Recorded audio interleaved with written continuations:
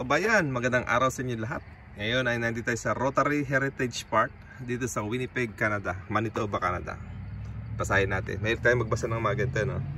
Rotary Heritage Park was constructed over 2 phases. Improvement included new playground, walking paths, sod landscaping, drainage, and new trees for the first time in community garden and a small parking lot funded in cooperation between the Rotary Club of Winnipeg and the City of Winnipeg. The centerpiece of Rotary Heritage Park is Locomotive 2747. So yun yung train. The first train that locomotive built in Western Canada and at the Transcona shop. So ito yung the first train na binuilt nung panahon na yun, no?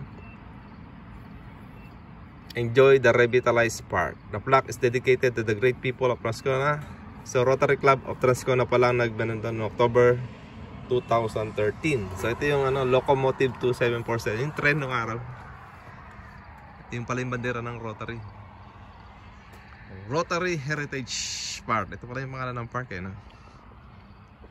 So sa entrance niya ay ganyan ang itsura. Maliit lang itong park na ito.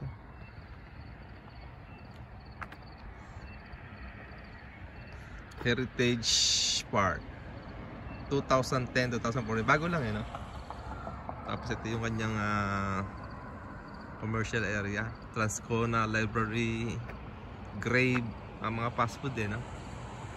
Ano ba yun?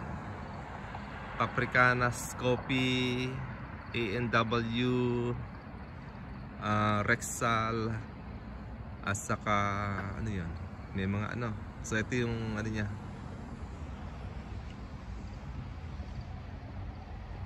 Malinis yung park. Well maintained yung kanyang grass.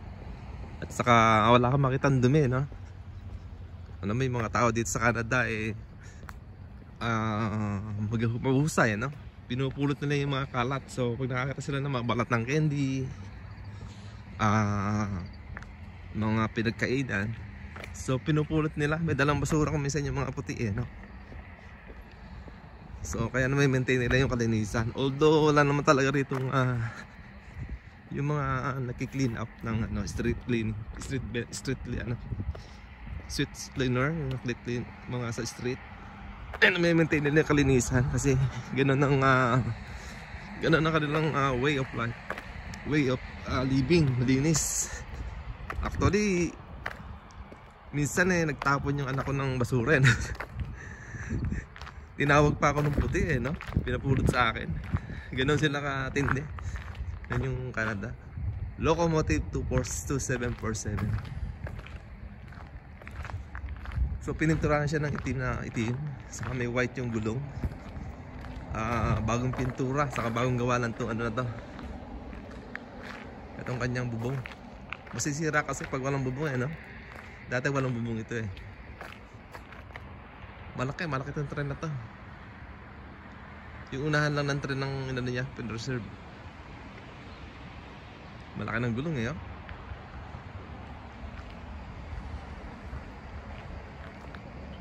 Okay, sa may side na to, may palaruan din. Mga 1 hectare ito, estimated ko.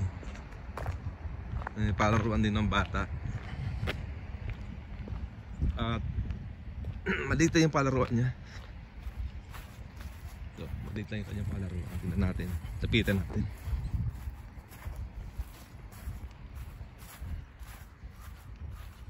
So tama ako. Bagong tanim itong mga puno. 2013 lang, So 13 plus 10 years lang itong mga puno dito. Kaya maarang mga maliliit, 10 years lang yung mga puno. So ito yung kanyang palaruan. Katulad ng ibang palaruan, meron toddler na yung duyan, ang toddler sa yung regular na duyan. At may padustusan. Ang ginamit niya ay hindi buhangin, yung ng puno, pinagtabasan. Katulad ng ibang part, pinagtabasan. So hindi masakit sa mga bata pag nahulog. Ang combination ng kulay niya ay blue, yellow with a red. Ito yung parang horse. Kakapit yung bata daw. Tapos dito ay hahawak yung bata, bibitin pataas. So safe ta sa mga bata, mga maliliit. Ayan, alam mo yung mga bata mahilig kumakyat. Ito parang ano to, musical. Ayaw na tumunog. Ito kakapit ulit yung bata, kakakit doon, tapos papadustos sa kabila. So very simple. So tingnan natin dito, no? May maliit na garden dito no? Ito. Kahit nasa Canada na ay ang mga tao dito mahilig magtanim. Merong konting park doon. Upuan. Ito. Meron siyang tanim na mais. Ayan, may maliit na garden. Ang tanim niya rito ay mais at saka patani. Patani. Tama ba? Patani? Oh, patani nga. So may tanim siyang mga patani. Hindi ko lang patani. Ito yung nilalagay sa sitaw. So ang dami. Tira naman siya ng mais at saka ng patani. Ang mga tiga-Canadian mahilig magtanim pag summer ng gulay, bulaklak at saka gulay. At lagi kang makakita ng mga sweet corns sa supermarket, mga fresh. Mahilig sila sa mais na nilaga. Ay, may nagja-jogging doon. So ganito lang tayo siguro. At ito yung kaubuan ng park niya, maliit lang. At tayo ano na, nakidaan lang tayo dito kasi tinignan natin yung daan na, kasi may construction sa namin So maganda yung ginawa niya dito sa tren no? Inayos niya, para ma-preserve pa ng mas longer. So 10 years lang pala o 12 years mga ganyan nakalagay dito yung tren na to.